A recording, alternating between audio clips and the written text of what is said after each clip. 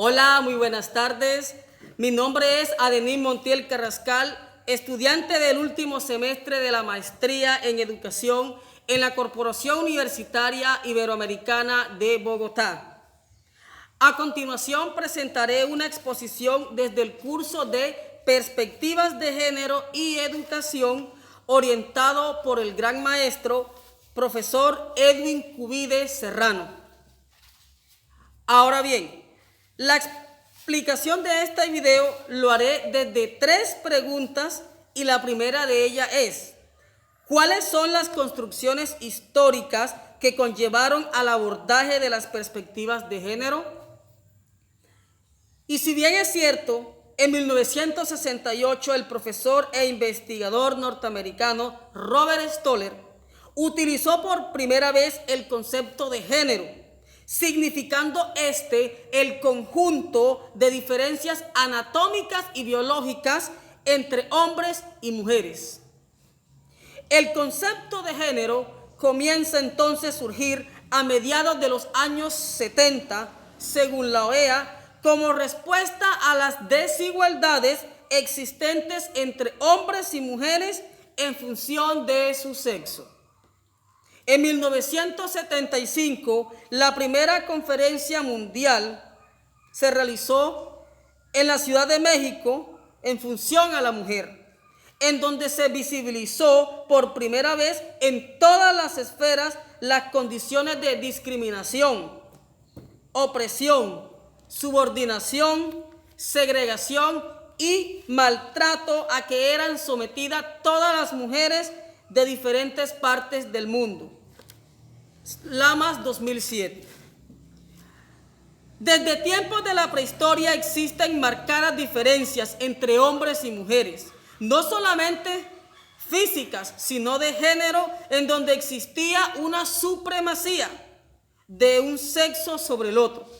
Las mujeres eran consideradas en aquel tiempo como acompañantes, como objetos sexuales, responsables de las actividades propias del hogar y cuyo papel principal era la reproducción, mientras que a los hombres se les otorgaba el derecho de mandar.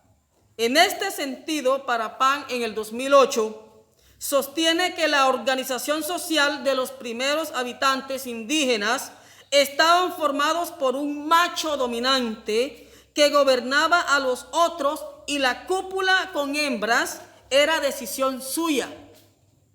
En este orden de ideas, también en la Edad Antigua aparece el patriarcado, palabra de origen griego que quiere decir mandar, gobernar. Consiste en la institucionalización del dominio masculino sobre las mujeres, los niños y la aplicación de este dominio a la sociedad en general.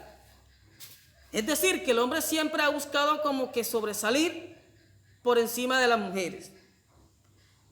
Las familias empiezan a acumular bienes, las actividades de la vida cotidiana se dividen y las normas implantadas permiten solo a los hombres el desarrollo de actividades productivas y las mujeres a las actividades domésticas en aquel tiempo. Entonces, eran los hombres quienes salían de su hogar a buscar el sustento y las mujeres por lo general se quedaban siempre cuidando a sus hijos. De esta manera se ejerce un control sobre la mujer y los hombres, desempeñando un papel protector y proveedor por la parte masculina, ya que se creía que ellos tenían ese poder, esa fuerza y esa agresividad. En la Edad Media, del siglo V al XV, la Iglesia jugó también un papel fundamental, un papel clave, mediante la construcción de 2 figuras fuertes para identificar a las mujeres. Y era y sigue creyendo que Eva fue creada de la costilla de Adán y María, quien representa la virginidad, la castidad y la abnegación como esposa y madre.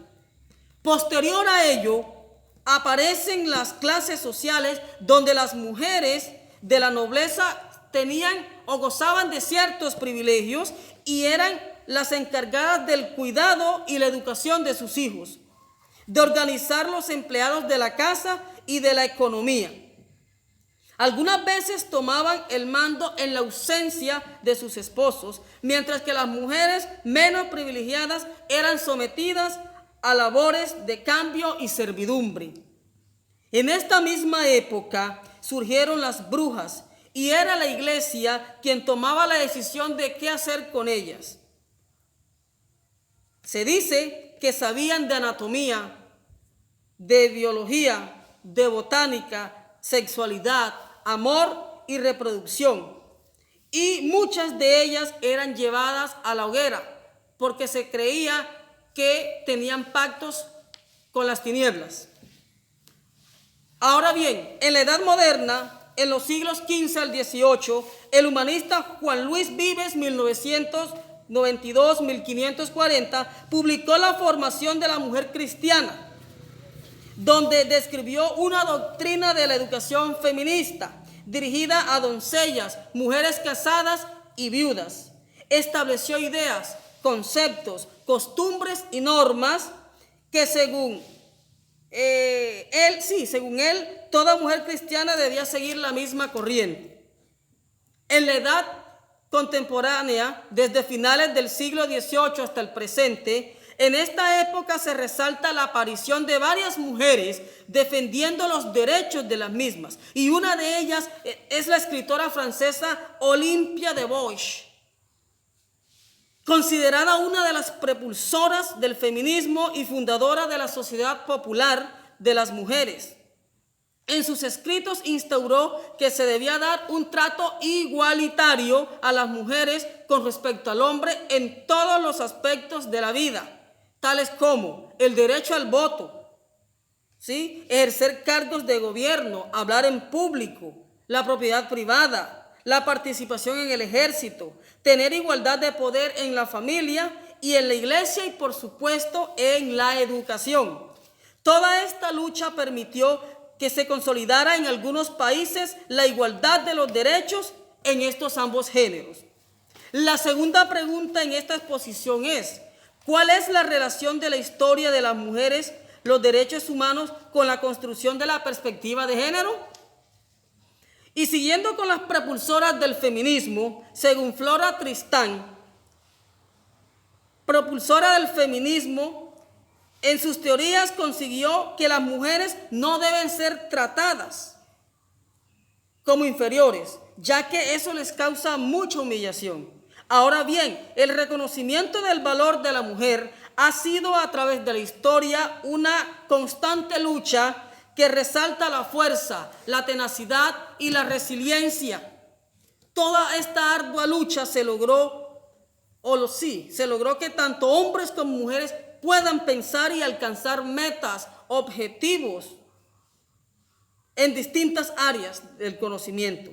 En la actualidad, como llegar a ser presidenta, científicas, juezas, entre otros.